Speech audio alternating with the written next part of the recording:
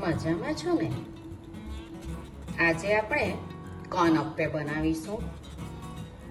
સાંજ થાય એટલે આપણને એમ થાય કે આજે શું બનાવીએ, ને એટલી બધી ગરમી છે કે ગેસ પાસે તો ઊભું રહેવાનું મન જ થતું નથી. તો આપણે આ રીતે કોર્ન અપ્પે બનાવશું ને તો બધાને જ ભાવશે અને ઓછા તેલમાં ફટાફટ બની જાય તેવું છે. એક સ્વીટ કોર્ન લીધું છે, એને આ રીતે કટ કરીને આપણે મિક્સરમાં ક્રશ કરી લઈશું. કાચા જ લીધા છે આપણે દાણા, બધા મકાઈના દાણા આપણે કાઢી લીધા છે. એને આપણે મિક્સરમાં બધા લઈ લઈશું. મકાઈના દાણાની સાથે આ 6 નંગ મરચાં, આદુનો ટુકડો અને લસણ કળી લીધી છે 10. તમે 2 ચમચી જેટલું પાણી લઈને એને આપણે પેસ્ટ બનાવી લઈએ. એક બાઉલમાં લઈ લઈશું. તો આ રીતની બનાવી લેવાની. એમાં આપણે બધા વેજીટેબલ ઉમેરશું: ગાજર, કેપ્સિકમ, કાંદો, ટામેટું અને આ જે આપણે આખા કોર્નના દાણા રાખેલા હતા ને મકાઈના, તે લઈશું. તમે આમાં બીજા કોઈ વેજીટેબલ તમને ભાવતા હોય ને તો તમે લઈ શકો. ગાજરને છીણી લીધી છે અને ધાણા બરાબર મિક્સ કરી લઈશું. એમાં 1 કપ રવો લીધો છે, કોઈ પણ જાડો પતલો તમે લઈ શકો. અને 1/4 કપ બેસન લીધું છે. બેસન તમે નહીં લેવ ને તો એકલો રવો લઈને પણ તમે કરી શકો. મીઠું 1 ચમચી, ધાણા જીરું પાવડર છે 1 ચમચી, 1 નાની ચમચી લાલ મરચું પાવડર અને નાની ચમચી અડધી હળદર લીધી છે.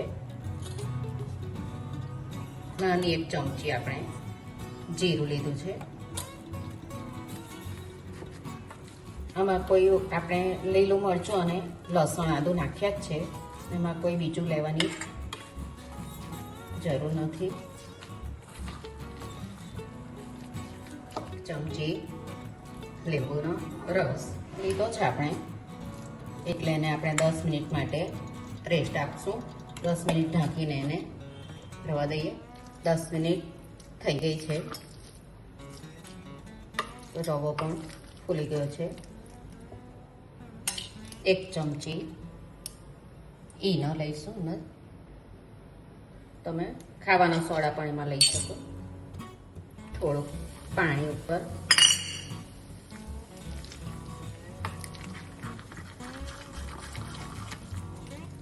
અપ્પે પેન ગેસ પર મૂકી દીધું છે. એમાં 2 ટીપા જેટલું જ તેલ લેવાનું છે. એકદમ ઓછા તેલમાં બની જાય છે. તેલની જગ્યાએ તમે બટર પણ લઈ શકો. એમાં આપણે આ મકાઈનું થોડું મૂકવાનું. ને મકાઈ આપણે કાચી જ લીધી છે એટલે એકદમ ધીમા ગેસ પર જ કરવાનું છે.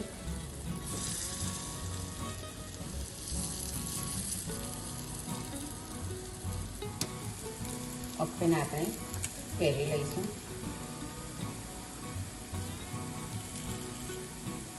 એકદમ ક્રિસ્પી થાય છે નીચેથી.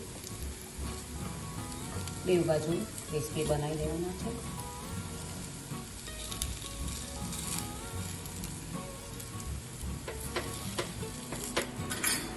જો બંને બાજુથી એકદમ સરસ ક્રિસ્પી થઈ ગયા છે.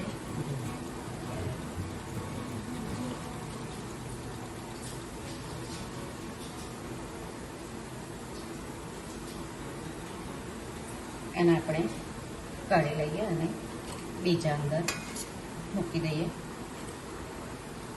એકદમ જ ક્રિસ્પી બન્યા છે.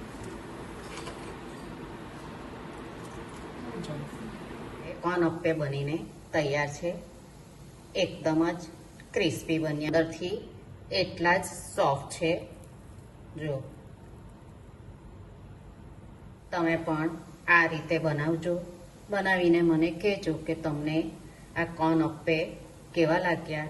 આપણે પાછા મળીશું બીજી રેસીપી સાથે. આવજો.